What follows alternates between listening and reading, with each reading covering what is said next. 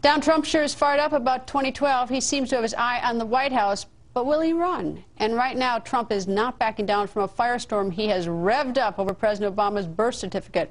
Earlier today, we asked Donald Trump what's got him all fired up. He went on the record. Donald, nice to have you join us. Thank you, Greta.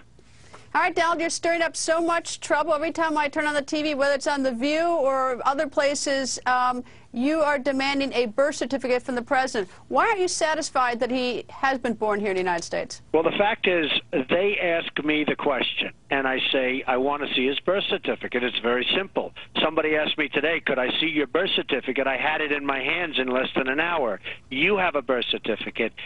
People that are born in this country have birth certificates. So I wanted to see his birth certificate. I mentioned that on The View. And Whoopi, who I like very much, who's a friend of mine, I did a movie cameo for her, as a matter of fact. But Whoopi said, oh, but if that were a white man, you wouldn't be asking that question. I said, what does this have to do with race? Has absolutely nothing to do with race. The fact is that if you look at what's happened with respect to this birth certificate issue, he doesn't have it. He spent millions of dollars on lawyers trying to get out of the issue. They give what's called a certificate of live birth, which doesn't even have a signature on it, and anybody can get a certificate of live birth. It's nothing to do with a birth certificate, and they are really reeling. Now, they talk all sorts of things. You don't have a doctor or a nurse. Here's the President of the United States, and no doctor, no nurse, nobody's come forward saying, I delivered that beautiful baby. There's so many things. Even if you look at the newspaper, the so-called newspaper article in Hawaii, that was days after he was born. So that wasn't like when he was born. And if you really think about a couple of things, whoever took a newspaper advertisement, and these were poor people, these aren't rich people, whoever took a newspaper advertisement to announce the birth of your baby. Now, I don't think you know of anybody, and I know of nobody, and I know poor people and rich people, but I've never heard of taking a newspaper ad to advertise that you have a baby. So that's one. And then you have this beautiful governor, a Democratic governor, that says 50 years ago, he remembers, okay, he remembers when Obama was born. I'll bet he didn't even know the parents 50 years ago. I think it's absolutely insane. What he's doing is taking a bullet for the party by making a statement that I remember. So I've been into this issue for a couple of weeks, and I'm starting to get very concerned. The fact is, if you're not born in this country, you cannot run for president. If Arnold Schwarzenegger wanted to run for president, he's a friend of mine, he's a good man. If he wanted to run for president, he can't because he wasn't born in this country. Here's my thought on it. First of all, I don't know about the article, whether you had to pay for the article or not. As for the birth certificate, frankly, although I'm not running for president, I haven't seen mine in years. I have a passport, and the president has a passport. Having traveled at one time, I had to surrender a birth certificate, and so I suspect the time when he got his passport, he had to provide a valid birth certificate. And the other thing, too, is that this is the most incredible, this doesn't hurt the Democratic Party. This is how they're raising funds. They're using all this controversy to say, oh, look, please send money because the Republicans are going after him about his birth certificate. So this is a great fundraising device for the president. I don't think it is at all, Greta. I disagree with you 100%. I see what's going on over the Internet. I see the questions being asked. People have never, you have to understand, it's a terrible term, the word birther.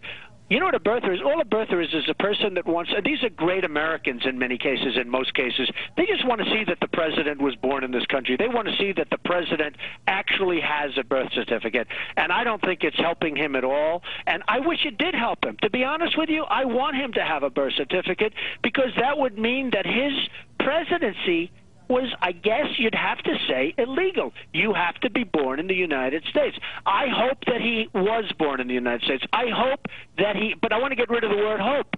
I want to know for sure. I hope that he was born in the United States, and I hope this doesn't become a big issue. But I will tell you, if you look at the Internet and you look at the kind of questions, this is not an issue that's popular for them. Believe me. All right, now let's turn to your quest for the White House. You haven't said you're in, you haven't said you're out, but you haven't denied that you have some interest. Last time I spoke to you, since that last time, has your interest grown greater? Is the likelihood greater that you're going to run for president or less? Well, I don't want to classify it as greater or less. I can tell you I have an amazing interest, a very strong interest in running. I hate what's happening to this country. I hate what OPEC is doing to us. Your oil and your gasoline are going to be costing you so much. Oil is going to go up to $150 a barrel. It's already way over 100. And by the way, oil at these levels, we cannot sustain ourselves as a great country. We can't do it because that's the blood. That's the blood of the country. We cannot sustain ourselves as a great country. OPEC is ripping us, and we have nobody to tell them what to do. China is taking all of our jobs. They're making all of our products, and then they're loaning us money, and we're paying interest to them. It cannot happen, and we could stop that very easily if we had the right people in office. I guess it reminds me of what one of the co-chairmen of the Debt Commission said recently, is that we have a promise, a treaty to protect Taiwan from China, and we have to borrow money from China in order to do it. Well, how about our new war that we have with Libya, with the Arab League? Now, you know what the Arab League is? That's Saudi Arabia and a couple of other of the richest nations in the world. They want us to fight. So they said, go ahead, he's an enemy, fight, fight, fight, fight, fight. And they said, we'll be with you. Guess what? Nobody's seen them. And we've now spent $1 billion on Libya. And why isn't Saudi Arabia paying us? They have so much money, it's coming out of their ears. So why isn't Saudi Arabia paying us for the kind of what we've done is unbelievable in a short period of time. Now, if he was going to do it, he was 2 weeks too late because it could have been over very quickly, but he waited too long. But forgetting about that, why isn't Saudi Arabia paying us? Why aren't they reimbursing us for $1 billion in costs so far? The other thing you have to ask yourself is, who are we fighting for? They talk about the rebels, but I hear on fairly good information that the rebels are closely associated with Iran and they're closely associated with Al-Qaeda. Now, so what are we going to do? Put Iran into Libya? What are we doing this for? And we're spending $1 billion and nobody's paying us back. Nobody's reimbursing us. And by the way, one final point.